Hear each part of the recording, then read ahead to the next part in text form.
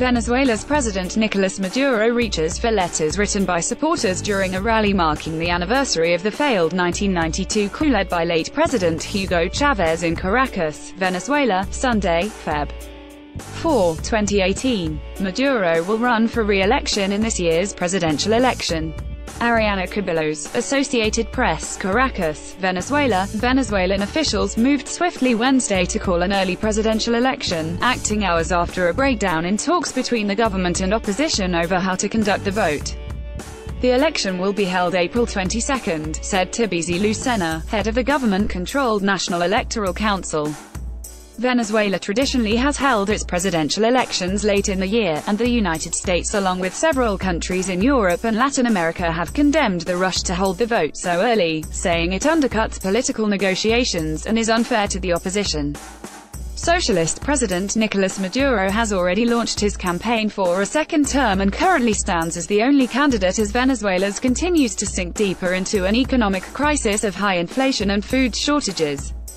Talks on resolving Venezuela's political divide fell apart earlier in the day in the Dominican Republic, with the two sides accusing one another of grandstanding and negotiating in bad faith. Dominican President Danilo Medina, one of the international mediators, said the talks had entered an indefinite recess after Venezuelan government negotiators returned home Tuesday night after signing a draft agreement that was unacceptable to the opposition.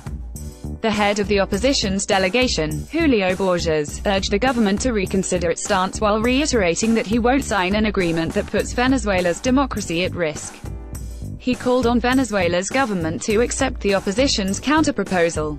If the government wasn't afraid of a free election, it would have no choice but to sign our document, which is based on Venezuela's laws, Borges said, vowing to make the counterproposal public.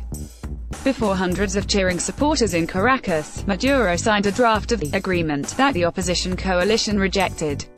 But he added that the dialogue remains alive. In the absence of a deal, Venezuela's rancorous fight for power could become a lot uglier. The Constituent Assembly, which is controlled by the government but is considered illegitimate by the U.S. and any foreign governments, had called last month for the election to take place by the end of April. It remains to be seen whether the opposition, or large parts of it, will boycott the contest, hoping that many countries won't recognize the results. The ballot could also prompt the U.S. to follow through on a threat to cut off oil shipments from Venezuela, which is an OPEC nation. U.S. Secretary of State Rex Tillerson, who was wrapping up a tour of the region, said Wednesday en route to Jamaica that he was more favorable now to the idea of oil sanctions because the situation in Venezuela has steadily worsened. We're going to take it to him and let him make the decision, Tillerson said, referring to President Donald Trump. Four-digit inflation and widespread shortages of everything from cash to food has collapsed support for Maduro's socialist administration. But he is betting he can still win re-election after having sidelined several prominent opponents and crushed anti-government protests last year that left more than 130 people dead. The government also controls the National Electoral Council, whose credibility to oversee the contest has been questioned by the opposition following two elections last year that were marred by allegations of fraud and vote rigging. Luis Emilio Rondon, the only member of the Electoral Commission who has sided with the opposition, said after the announcement that the rushed presidential date jeopardizes the possibility of a free and fair election. Less time, less guarantees, he said. Copyright 2018 The Associated Press.